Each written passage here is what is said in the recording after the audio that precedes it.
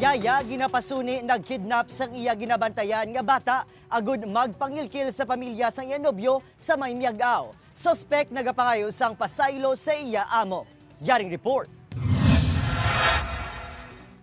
Sa edad nga 19 anyos, aminado si Irish nga nahulog ang iya buot sa nobyo nga nagaobra sa Manila. Agod higtan ang ila relasyon, ginpakilala sini sa pamilya sang iya amigo ang ila kuno baby nga carbon copy gid sang iya nga darling. Diri nangayo si Inday sang sustento, gatas, diaper, konsultasyon pati load kag tiliganon dalasa. Apang ang bata agin pakilala ang hindi iya kundi bata sang ama nga ginabantayan niya. Kung ibilin ko to sila balay kag kung ano matabo sa bata kag ako mangyapon ng pasibanggidan.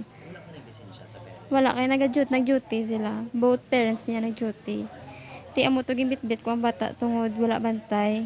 Harin Bacolod, nagbiyahe ini padulong sa Miagao, Iloilo, agud ipakilala ang kuntani paborito nga apo. Bangod sa kahangawa nga base ibaligya pa ang isa ka tuig nga bata, ensigida nga nagpatigayon sa operasyon ang kapulisan agud madakpan si Martir. Pasaylo ang ginaayo sang suspect. Apang apisar nga Holy Week, daw wala pa kapatawaran sa tagipusoon sang Iloy nga ginkawatan sang bata. Bantayin lang ang inyo kabataan, Mayo.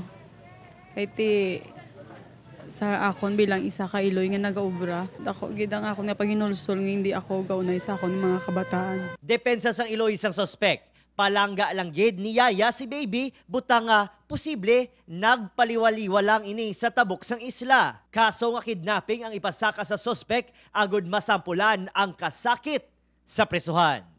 Mangayo lang siya pasensya ya sa ginhimuan niya kag ako man kapangayo ko sang pasensya. Nakibot ka na? Nakibot man ko. Diba? Oo.